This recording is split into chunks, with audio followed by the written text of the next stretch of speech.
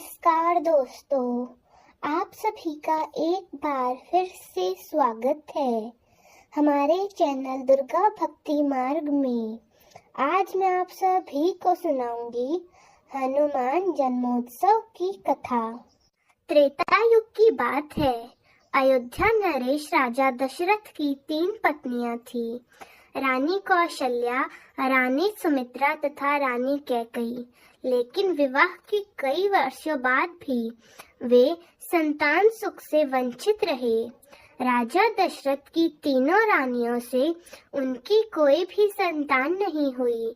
इसी समस्या के समाधान के लिए वह अपने गुरु वशिष्ठ के निर्देशानुसार तीनों रानियों के संग पुत्रेष्ठ यज्ञ करा रहे थे। यह यज्ञ महर्षि श्रृंगा द्वारा संपन्न कराया जा रहा था।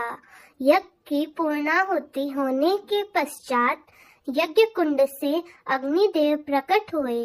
अग्निदेव को प्रकट होते ही देख राजा दशरथ अपनी तीनों रानियों के साथ अग्निदेव के आगे नतमस्तक हो गए। राजा दशरथ बोले, अग्निदेव को हमारा प्रणाम। अग्निदेव उनसे कहने लगे, हे राजन, मैं तुम्हारे यज्ञ से प्रसन्न हूँ। मांगो, तुम क्या मांगना चाहते हो? अग्निदेव के रुकते ही राजा दशरथ बोले, आप तो सब भली बातें जानते हैं। महादेव की कृपा से हमारे यहाँ किसी भी चीज की कमी नहीं है। बस एक ही समस्या है।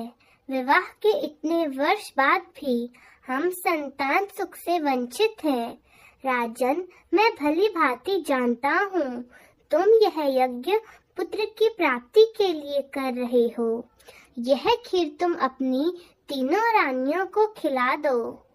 इसके प्रमाण स्वरूप तुम्हें गुणवान, सूर्यवान व प्रतापी पुत्रों की प्राप्ति होगी। अग्निदेव ने राजा दशरथ से कहा और अवध नरेश दशरथ ने अग्निदेव से खीर का प्याला ले लिया और वे खीर अपनी तीनों रानियों में बराबर बांट दी। कौशल्या और सुमित्रा ने तो अपनी खीर ग्रहण कर ली, किंतु रानी कैकेयी खीर ग्रहण करने लगी ही थी कि तभी वहां एक चील आ गई और खीर का कुछ अंश झपट कर अपने मुंह में लेकर उड़ गई। वहीं दूसरी ओर मां अंजना और वानर केसरी भी पुत्र की प्राप्ति के लिए एक पर्वत पर शिवजी की तपस्या कर रहे थे। वे दोनों ओम नमः शिवाय, ओम नमः शिवाय, ओम नमः शिवाय लगातार इसी मंत्र का जाप कर रहे थे। उसी समय वह चील संतान प्राप्ति के लिए तपस्या कर रही माता अंजनी के ऊपर से उड़ ही रही थी। तभी खीर का कुछ हिस्सा उनकी हथेली में आ गिरा। इस कारण मां अंजना का ध्यान टूट गया। उन्होंने आंखें खोली और देखा कि खीर का कुछ अंश उनकी हथेली पर गिरा हुआ है। उन्होंने वानर राज केसरी को बताया, सुनिए प्रभु, आंखें खोलिए। यह देखिए प्रभु, जब मैं तप कर रही थी तो ना जाने यह खीर का अंश कहां से मेरी हथेली पर आ गिरा। तो वानर राज केसरी बोले, तुम इतनी चिंतित क्यों होती हो? जरूर यह भगवान शिव का ही दिया हुआ प्रसाद होगा। तुम्हें भी इसे भगवान शिव का प्रसाद मानकर ग्रहण कर लेना चाहिए। तो पति की बात मानकर माता अंजना ने वो खीर ग्रहण कर ली और इसके फलस्वरूप वे गर्भवती हो गई।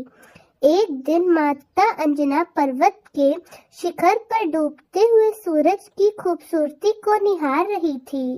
तभी अचानक से वहां बहुत तेज हवाएं चलने लगी और उनके वस्त्र उड़ने लगे। उन्होंने चारों तरफ देखा, वहां पेड़ों के पत्ते स्थिर थे। उन तेज हवाओं से वो पत्ते हिल भी नहीं रहे थे। वे सोचने लगी, अरे यह कैसा जादू है?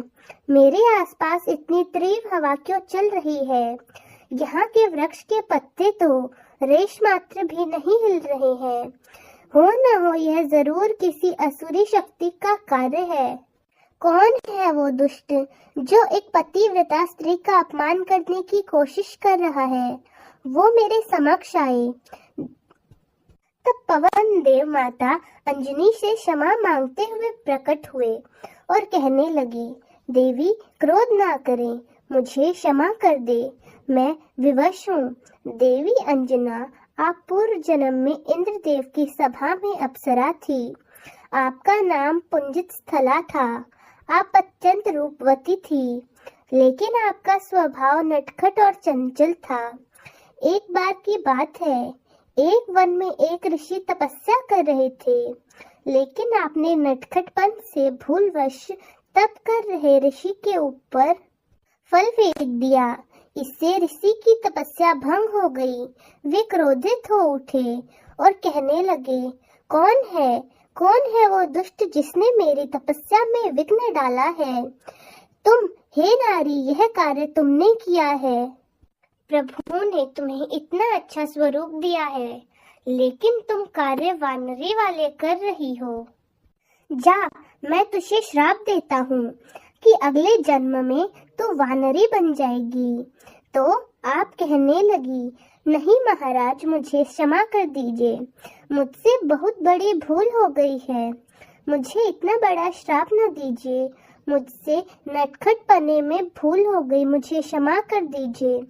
तब ऋषिवर बोले, मैं अपना दिया हुआ श्राप तो वापस नहीं ले सकता, लेकिन इस श्राप के साथ तुम्हें एक वरदान दे देता हूँ। तुम्हारा वानरी रूप भी अत्यंत तेजस्वी और आकर्षक होगा। इसके साथ ही तुम्हें एक तेजस्वी पुत्र होगा, जो साक्षात महादेव का रौद्र रूप होगा, जिसके यश और कीर्ति के कारण तुम्हारा नाम युगों युगों तक जाना जाएगा। ऋषि ने आपको पराक्रमी पुत्र होने का वरदान दिया। इसी वरदान से विवश होकर मैंने आपके शरीर को स्पर्श किया। मेरे अंश से आपको एक महातेजस्वी बालक प्राप्त होगा और स्वयं महादेव मेरे स्पर्श द्वारा आप में प्रविष्ट हुए हैं। वहीं आपके पुत्र रूप में प्रकट होंगे। तब माता अंजना खुशी से पूछने लगी, क्या सच में ऐसा होगा? क्या आप सत्य बोल रहे हैं पवनदेव? तब पवनदेव कहने लगे, जी देवी, मैं सत्य कह रहा हूँ। आपके गर्भ से अत्यंत बलशाली व तीव्र बुद्धि वाले एक पुत्र का जन्म होगा और पूरा संसार उसे युगों युगों तक जानेगा। वो भगवान श्री राम का परम भक्त होगा। पूरा संसार उसकी युगों युगों तक पूजा करेगा। उसका युगों युगों तक नाम होगा। वो दुष्टों का संहार करने वाला होगा। इसी प्रकार से हनुमान जी का जन्म हुआ। तो दोस्तों, कैसी लगी आपको हमारी आज की कथा? कमेंट्स में जरूर बताएं। धन्यवाद।